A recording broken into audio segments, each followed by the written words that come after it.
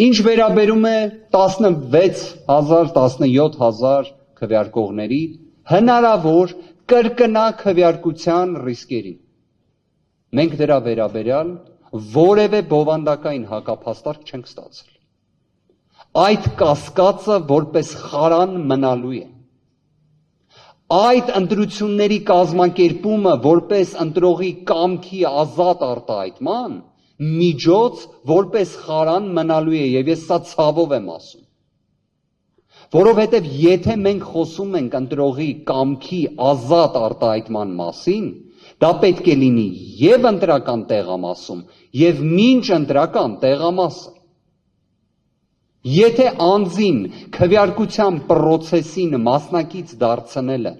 լինում է նման համակարգային կազմակերպված գործողությունների արդյունքում,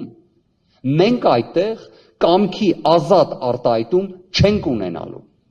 Իսկ կրկին այն մտահոգությունը, որը մենք ընդգծել էինք, մենք դրա փարատում չենք ստացել։ Հետևաբար չստանալն էլ իրենից ենթադրում է սահմանադրության 7-րդ հոդվածի տեսանկյունից անհամատեղելի իրավիճակ։ Բարձր դատարան, մենք նաև այս ընտրությունները իսկապես պետք է արձանագրենք որպես Հայաստանում կուսակցապետության հիմնարար մշակույթի ձևավորման մի ճանապարհ։ 90% անձանց պետական պաշտոնյաներ, նախընտրական ցուցակ, դրա շրջանակներում պետական վարչական բոլոր լծակների օգտագործում եւ այդ ամենը պետք է ներկայացվի իբրև հավասար ընտրությունների օրինակ, չի կարող այդպես լինել։ Մենք տեսել ենք այս ընտրությունների շրջանակներում, թե ինչ է տեղի ունեցել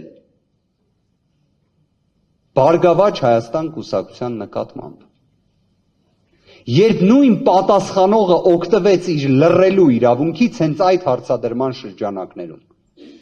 որովհետև իրենք գիտեն, որ պարտավոր էին անել վերաքվեարկություն, որովհետև եթե իրենք հարգում են վարչական դատարանի վճիռը, պարտավոր էին այն հարգել մինչև վերջ,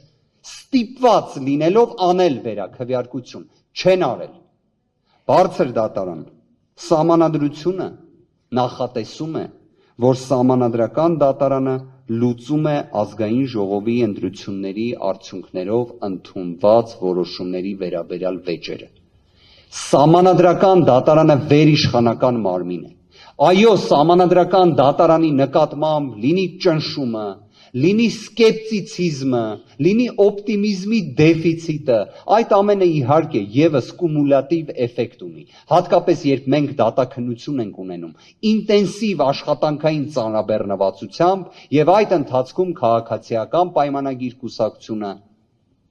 իրենց պաշտոններն է որոշում։ Իմանալով հանդերձ, որ նույն այդ որոշումները պարզապես կարող են ունենալ 0 արժեք, եթե սահմանադրական դատարանը որոշում է ընտրության արդյունքները ճանաչել անվավեր, նշանակել երկրորդ փուլ կամ սահմանել մանդատների բաշխման նոր կարգ։ Սա արդյոք բացասական կարող է ազդել, այո, կարող է ազդել։ Բայց սահմանադրական դատարանը վերիշխանական մարմին է։ Կարող է լինել այդպիսին, պետք է լինի այդպիսին։ Բարձր դատարան, մենք գտնում ենք, որ մեր դիմումի շրջանակներում ներկայացված ընտրախախտումները եղել են զանգվածային, եղել են համակարգային եւ բավարար են, որ սահմանադրական դատարանը պատասխանողի ընդունած որոշումը ճանաչի անվավեր։ Իսկ բխող հետևանքները թող որոշի բարձր դատարանը։ Շնորհակալություն, պարոն Վարդևանյան։